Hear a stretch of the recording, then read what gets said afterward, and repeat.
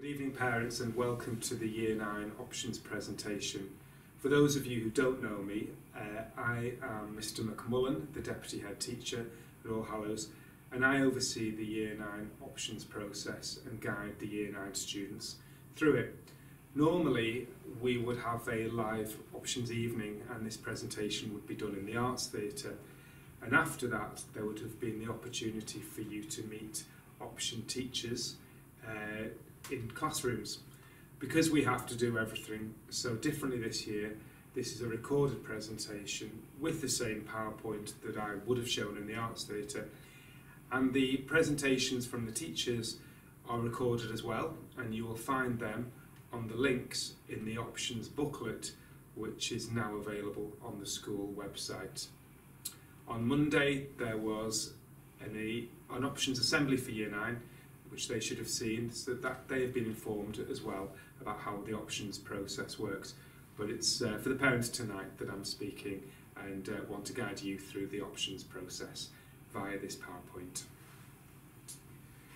The timeline for the options process is that reports go home on the 8th of March. There will be the parents' evening tomorrow evening for you, and then the options Google form, the deadline for that is the 24th of March. We do ask for that date to be met. Anyone who returns that late, that can impact on choices because option subjects might have been full by that time. So what's our intentions at Key Stage 4? Well, we want to ensure a broad and balanced curriculum for all. We want to provide courses that suit a range of learners of different abilities. We want opportunities for people to follow their talents and courses and subjects they will enjoy and achieve well in, but also courses that allow progression locally to our sixth form colleges. This is what our curriculum looks like at Key Stage 4. This is the core curriculum, in other words the compulsory subjects, which accounts for 21 of the 30 lessons per week. And you can see the subjects there with the numbers in brackets. So students have 3 lessons of RE, 5 lessons of English, etc. Because we're a Catholic school, RE is compulsory. 6 of their 9 GCSE subjects are compulsory. So at All Hallows, students do GCSEs in RE, English language, English literature, maths, and dual science. That accounts for 6 of their 9 GCSEs. They all do core PE, which they've been doing in year 7, 8 and 9, and they have a couple of lessons of that each week. And they have a weekly lesson in personal development, which covers a range of different agendas, such as careers, healthy eating, citizenship, relationship and sex education, etc. But they then choose 3 other subjects from a long list of option choices, and in each of those option choices they would have 3 lessons, accounting for the other 9 lessons of the week. So this is our list of option subjects. We have art, computer science, creative iMedia, design and technology, food preparation and nutrition, French, geography, history, music, performing arts, PE, Spanish, triple science, and we also run a vocational course which is a certificate of personal effectiveness. That is coordinated by Mrs Melling, and it's particularly geared to students who might find that 9 GCSEs is a bit too demanding for them. So they would take 7 GCSEs and the certificate of personal effectiveness. The subjects are arranged in option blocks. We have 3 option blocks and pupils must choose 1 subject from each option block. And in option block 1, the choices are French, geography, history, Spanish, triple science or the vocational course. In option block 2, it's art, creative iMedia, design and technology, food preparation and nutrition, French, geography, history, music and performing arts. In option block 3, It's art, computer science, design and technology, food preparation and nutrition, performing arts, PE, which is different from core PE, Spanish, and again the vocational course, because that appears in 2 option blocks. You will have noticed that some of the subjects have technical award in brackets. That is because it's an alternative to GCSE. So in music and performing arts, students follow a BTEC course, and in creative iMedia and PE, it would be a Cambridge National. These technical awards are equivalent to GCSE. They are recognised by colleges, apprenticeships and employers as having exactly the same weighting as a GCSE course. They tend to be more practical in nature and are just an alternative to the traditional GCSE courses. And those are the option blocks, side by side, with some rules at the bottom.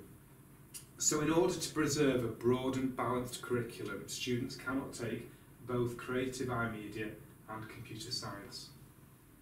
Nor can they choose both music and performing arts. And they cannot choose design and technology and food and nutrition. So it's about thinking about what suits your child best.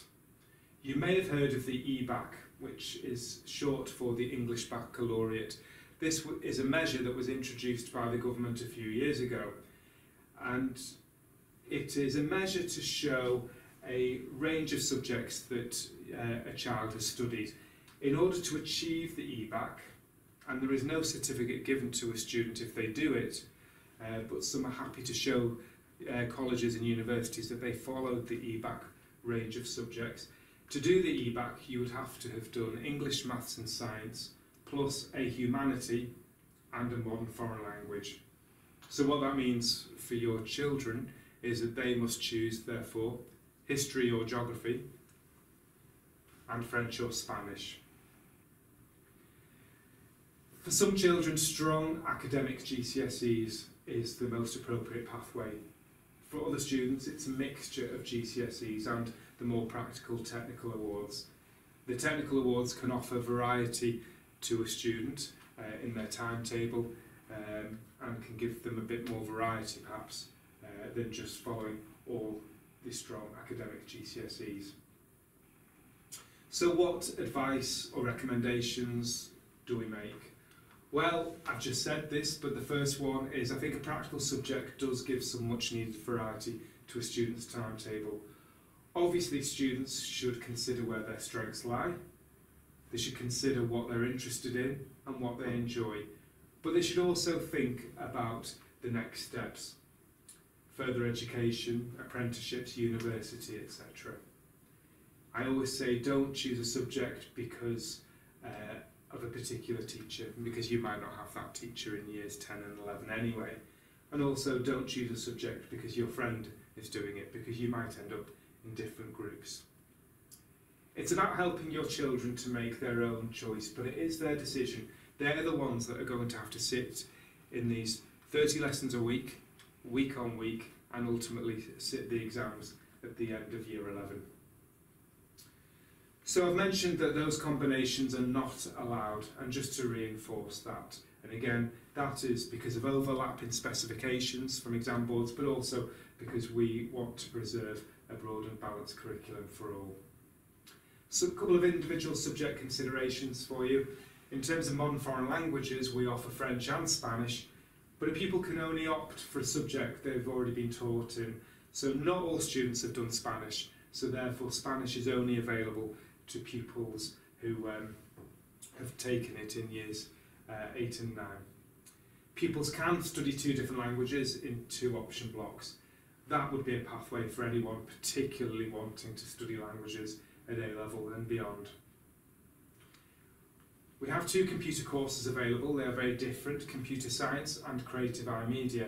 Computer science is a GCSE, creative iMedia is a technical award.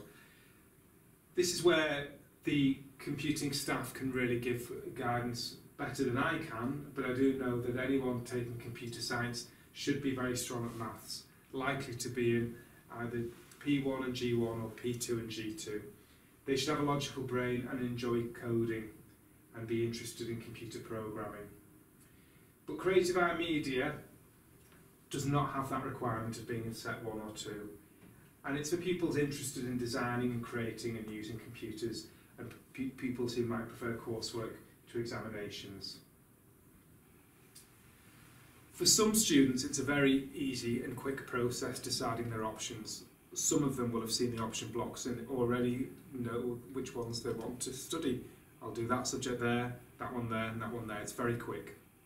But many students are clear on 2 subjects, but often struggle thinking about what the third one should be. That's why we give them a month. And there are some students that really, this is all a bit bewildering for them and they haven't really got a clue where to begin. That's where the options booklet will help. That's where the video recordings from the options subject should help as well. But we allow a month because there may be further questions that people have, and parents and pupils are welcome to email their teachers to ask for advice, and I'm always available. You can contact me by phone or email and I will try to answer your questions as best as I can. I hope that is clear. Please do download the options booklet on the website and look at the recordings from each of the subject teachers. Thank you for your time. Thank you.